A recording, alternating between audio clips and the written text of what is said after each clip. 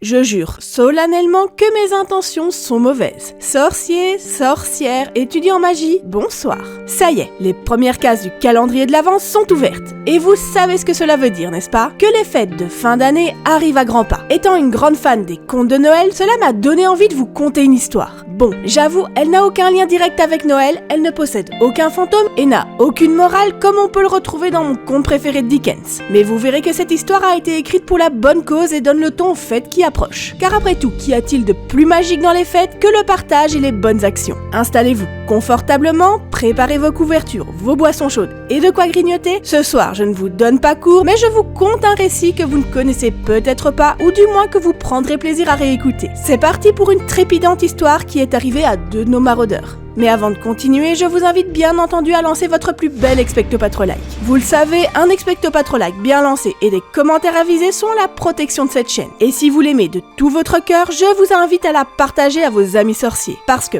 plus de partage, c'est plus de vidéos. En vous remerciant d'avance pour votre aide inestimable. Il est important, avant que je ne commence à vous raconter cette histoire, que vous compreniez bien d'où elle provient et pour quelles raisons elle a été écrite. Car ce récit est un récit original et n'est en rien une fanfiction sur les maraudeurs comme on pourrait en trouver par milliers sur le net. Il s'agit pour tout vous dire d'un récit assez court qui ne contient que 800 mots. C'est ce qu'on appelle plus communément une nouvelle. Elle a été écrite sur une carte de dimension respectable par Madame Rowling en personne et même signée de sa main. Vous pouvez donc en conclure que cette histoire est très probablement canon. Et ça, on ne va pas se mentir, on adore. Ce tout petit manuscrit a bien évidemment été écrit dans un but précis. Il a été spécialement conçu pour une association d'écrivains, le Pen Club, en faveur à une autre association contre la dyslexie. Si vous ne savez pas ce qu'est le Pen Club, c'est une association internationale d'écrivains qui existe depuis 1921. Elle a pour but, je cite, de rassembler les écrivains de tout pays attachés aux valeurs de paix, de tolérance et de liberté, sans lesquelles la création devient impossible. C'est beau, n'est-ce pas? Sachez donc que cette carte, ainsi que 13 autres cartes d'auteurs différents, ont été mises aux enchères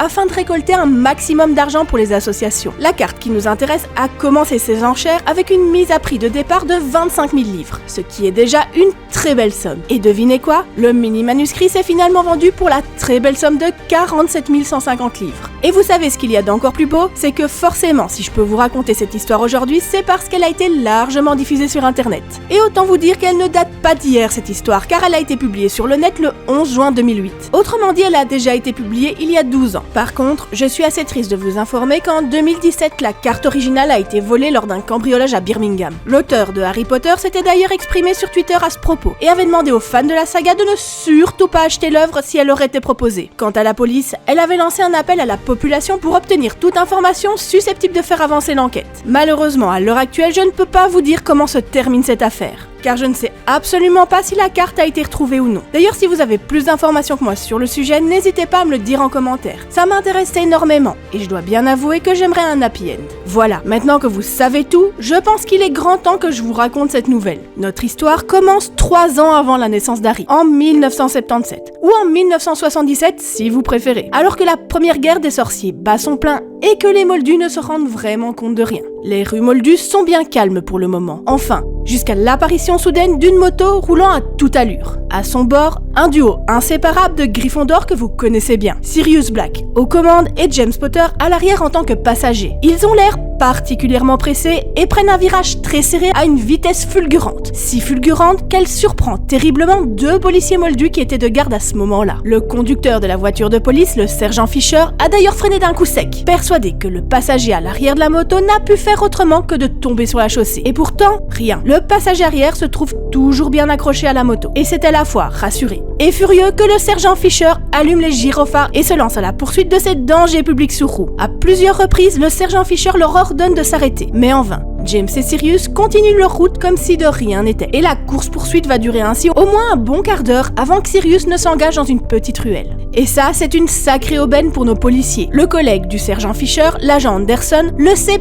pertinemment, car la petite ruelle empruntée par le motard n'est autre qu'une impasse. Autrement dit, ils sont coincés les deux rigolos. Le sergent Fisher fonce et atteint l'impasse, ma foi fort étroite, puisqu'elle rafle toute la carrosserie de la voiture de police. Les deux dangereux compères sont bien là au fond de la ruelle, immobiles, coincés entre un grand mur de briques et la voiture de police qui avance très rapidement dans leur direction. Enfin arrivé à quelques mètres de la moto, le sergent éteint le moteur et tente tant bien que mal de descendre de cette fichue voiture. Comme je vous l'ai dit, l'impasse était extrêmement étroite. Il y a donc très peu d'espace pour ouvrir la portière. D'ailleurs, nos deux policiers n'ont d'autre choix que d'appréhender le chauffard et son compère avec une démarche quelque peu risible, celle communément appelée du crabe. Car les deux policiers sont coincés entre le mur de l'impasse et la voiture de police. Et autant vous dire qu'avancer dans une situation pareille n'est pas chose aisée. Surtout pour le sergent Fisher qui possède un ventre que l'on peut qualifier d'assez généreux. Et vous pensez bien qu'à force de frotter son ventre contre le mur, le sergent arrache un par un les boutons de sa chemise. Et embarque même avec lui le rétroviseur qui se trouvait dans son dos. Ne me demandez pas comment il a fait ça, mais il l'a fait. Devant un tel spectacle éclairé par les lumières bleues des gyrophares, nos deux maraudeurs sont hilares et s'amusent particulièrement de voir les deux agents se débattent comme deux beaux diables pour s'approcher d'eux. Le sergent Fisher, quant à lui, ne s'amuse pas du tout et leur demande sur un ton autoritaire de descendre de la moto sans sommation. Et à sa plus grande surprise, les deux voyous s'exécutèrent. Le sergent Fisher s'approche des deux garçons et comprend très vite à qui il a affaire. À deux jeunes inconscients. À vue d'œil, ils ont probablement un peu moins de 20 ans. Et en y regardant de plus près, le conducteur avec ses longs cheveux noirs et son charme que l'on pourrait qualifier d'insolent ressemble même au guitariste fainéant que sa fille a pris pour petit ami. Ce qui évidemment agace d'autant plus le sergent. Quant au passager, c'est un jeune homme à lunettes possédant la même couleur de cheveux que le chauffard, mais coupé bien plus court et en bataille. Et pour tout vous dire, ce qui agace le sergent par-dessus tout chez ce jeune homme, c'est son large sourire. Parce que oui, James se délecte de la situation, ou est juste très content de pouvoir s'entretenir avec des policiers moldus, allez savoir.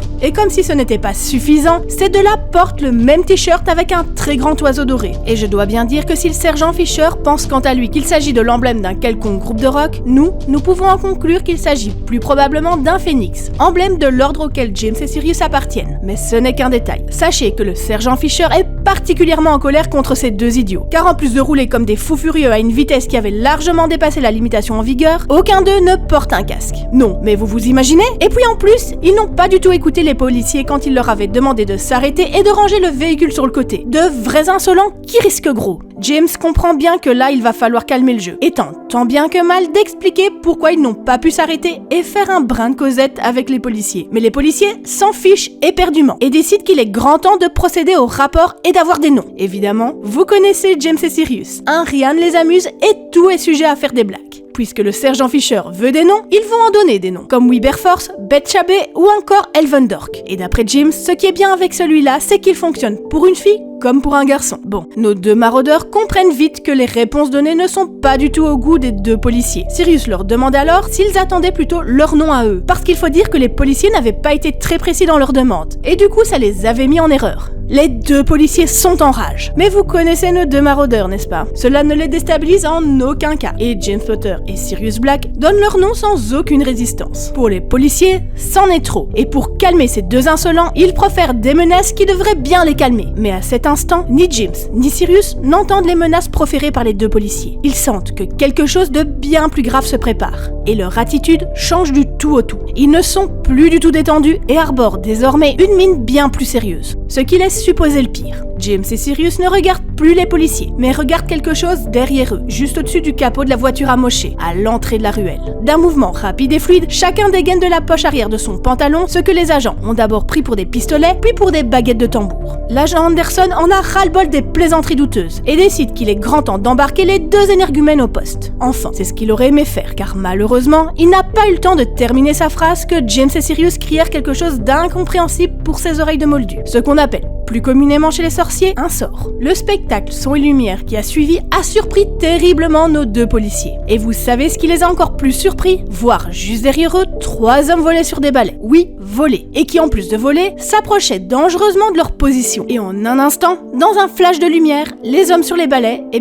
disparurent. Fracassés contre la voiture de police dressée à la verticale qui servait de bouclier. Il faut bien avouer que c'est une défense imparable, puisque les très probables alliés du Seigneur des Ténèbres tombèrent inertes sur le sol sous une pluie de débris de balais. Nos deux moldus sont sous le choc et se retrouvent à terre. Oui, à terre. Leurs jambes ne répondent plus et leur cerveau est en pause. Après tout, comment attendre une réponse rationnelle de leur corps après avoir vu une scène aussi irrationnelle? Au vu du danger qui approche, James et Sirius n'ont plus le temps de discuter avec les deux policiers et remontent en vitesse sur la moto. Avant de partir, Sirius Sirius pense bien entendu à remercier les 2 policiers moldus pour leur collaboration, car il leur doit une fière chandelle. Et James, quant à lui, dit qu'il est vraiment ravi de les avoir rencontrés et que les 2 policiers ne doivent surtout pas oublier que le nom Elvendork était super pour une fille comme pour un garçon. Nos 2 policiers, toujours sur le sol, regardèrent bouche bée la moto de Sirius s'élever dans les airs et s'élancer dans le ciel, avec pour dernière preuve de ce qu'il venait de se passer, les phares arrière de la moto de Sirius scintillant comme un rubis avant de disparaître. Et voilà, c'est terminé. J'adore cette histoire, pas vous? Au cas où vous voudriez la lire, je vous mets le lien dans la description. Avant de clôturer cet épisode, je dois préciser que cette histoire est tirée d'un préquel que notre cher auteur n'était pas du tout en train d'écrire. Est-ce qu'elle en fera un jour? C'est un mystère, mais je l'espère de tout mon cœur. N'oubliez pas avant de transplaner de lâcher votre meilleur expecto patro-like et de partager cette histoire à vos amis sorciers. Je ne vous le dirai jamais assez, un sorcier dans sa communauté est un sorcier heureux. Alors suivez-moi sur les réseaux sociaux, Twitter, Facebook ou Instagram, c'est comme vous voulez. Mais sachez qu'ensemble, l'aventure est bien plus passionnante. Sorciers, sorcières, étudiants en magie, au revoir.